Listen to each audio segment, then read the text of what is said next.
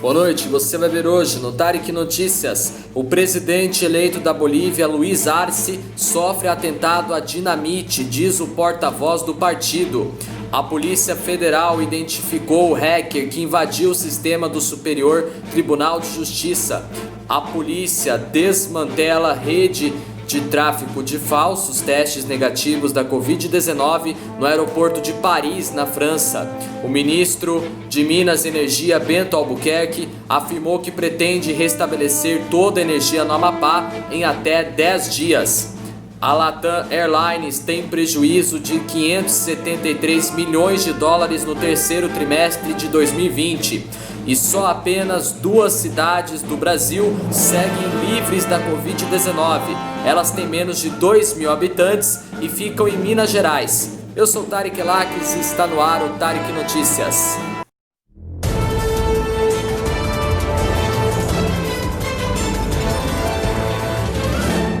O presidente eleito da Bolívia, Luiz Arce, sofreu um atentado em La Paz hoje à noite, afirmou o porta-voz do Movimento ao Socialismo, Sebastián Michel, em uma entrevista à imprensa boliviana. Uma dinamite explodiu à frente da sede do comitê de campanha do partido. Segundo o porta-voz, Luiz Arce estava no comitê quando uma banana de dinamite foi arremessada na porta do imóvel.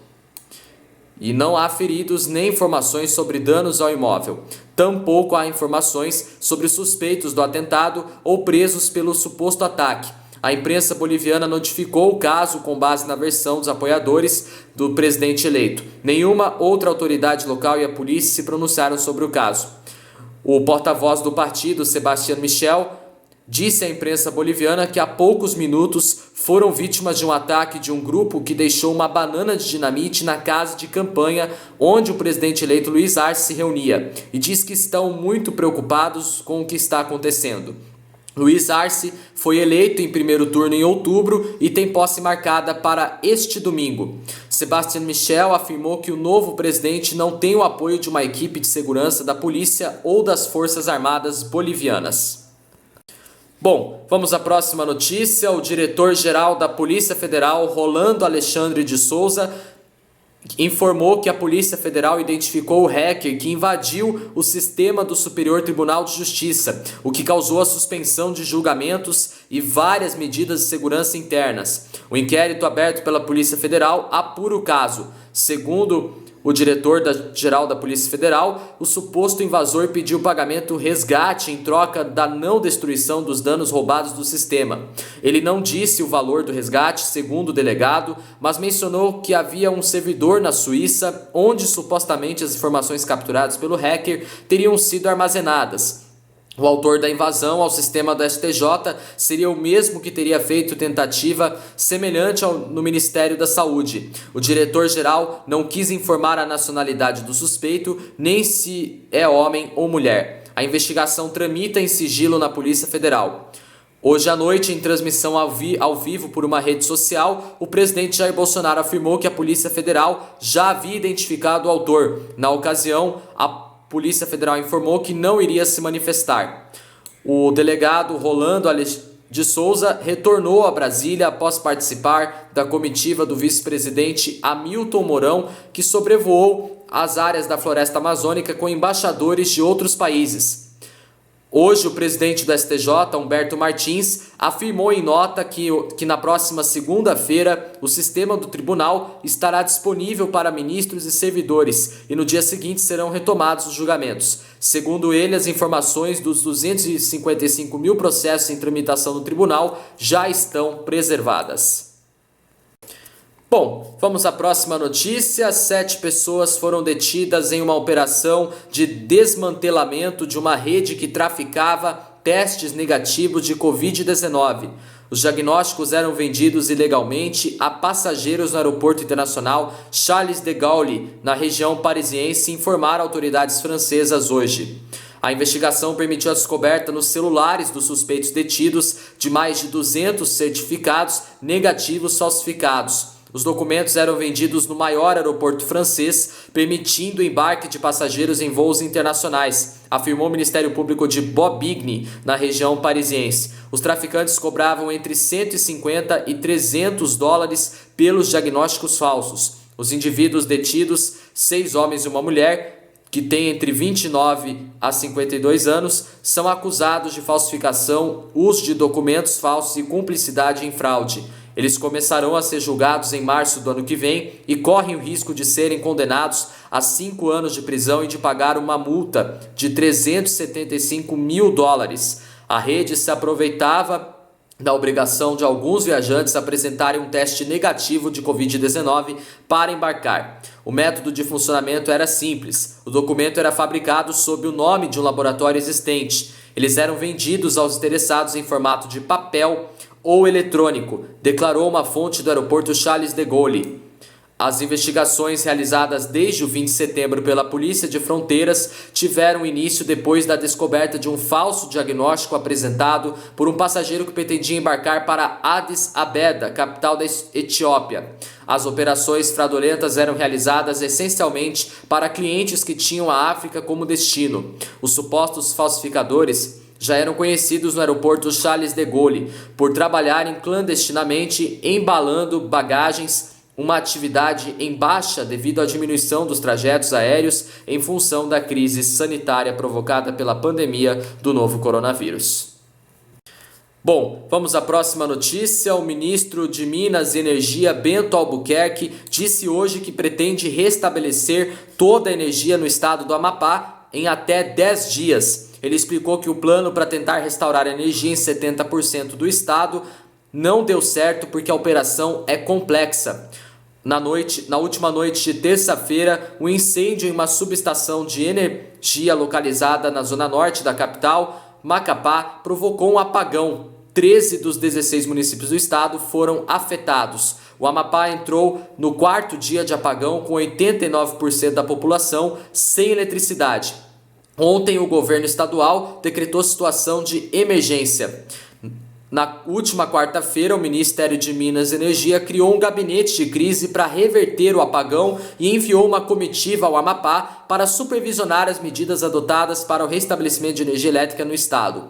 Ontem foram anunciados 3 planos para restabelecer o fornecimento de energia. As opções apresentadas envolvem os estados de Amazonas, Pará e Roraima para envio de peças, motores e transformadores. O senador eleito pelo Amapá, o presidente do Senado, Davi Alcolumbre, destacou as dificuldades operacionais de se socorrer o estado distante do centro do país e com acesso só de avião ou de barco.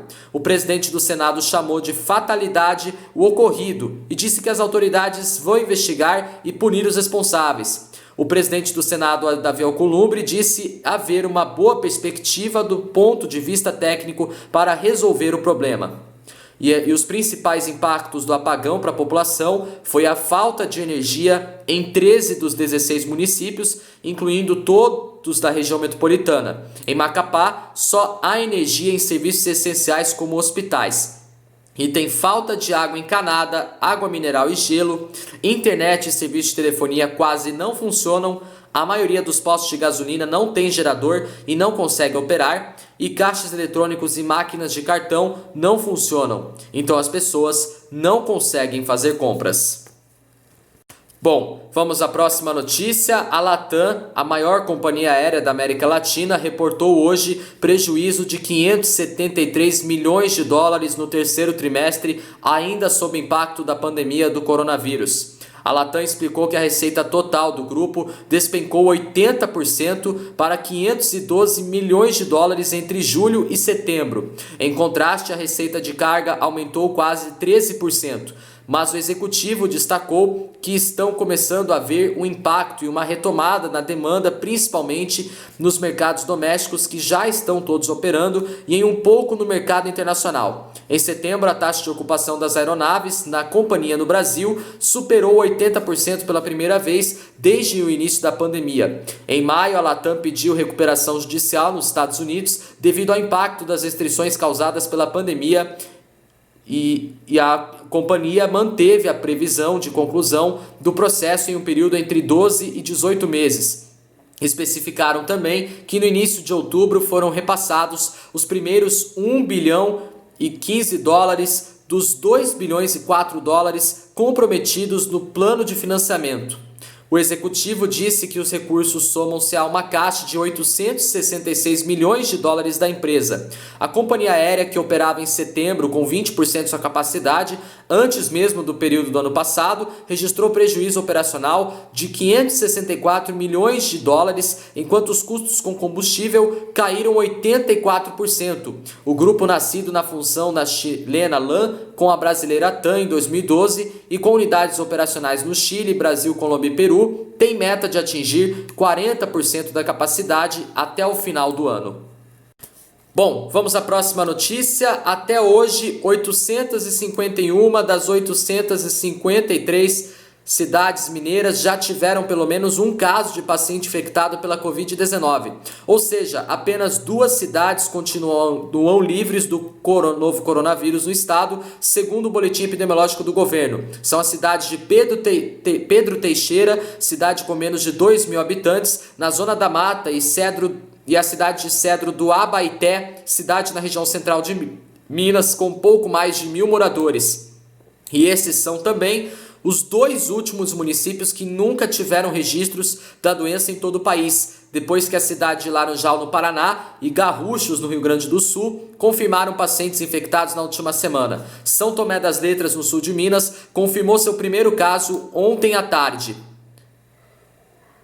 Minas Gerais já teve 366.303 casos confirmados de coronavírus até o momento, dos quais 9.199 acabaram em morte. Foram 1.762 casos a mais e 71 mortos registrados nas últimas 24 horas. Belo Horizonte é a cidade que concentra mais mortes, 1.520 e também mais casos confirmados da doença. São 49.038 infectados. Dentre os pacientes infectados pela Covid-19, 19.361 seguem em acompanhamento internados ou em isolamento domiciliar e 337.743 mineiros são considerados recuperados da doença, ou seja, são pessoas que receberam alta hospitalar ou cumpriram isolamento domiciliar de 10 dias e estão há 72 horas assintomáticos e sem intercorrências. Ao todo, 330.396 mineiros já tiveram que ficar em isolamento domiciliar, à espera também da recuperação de infecção por Covid-19 desde o início da pandemia. Outros 35.907 tiveram um quadro mais grave da doença e precisaram de internação hospitalar. Bom, nosso jornal Tarek Notícias termina por aqui. Se você quiser rever nossos vídeos desde a nossa primeira edição do nosso jornal, corre lá. Não esqueça de deixar aquele joinha maroto, se inscrevam no meu canal e me acompanhem também no Instagram e no Facebook. Tenham todos uma boa noite, uma ótima sexta-feira, bom fim de semana e até amanhã no sabadão em mais uma edição do Tarek Notícias. Valeu, tchau!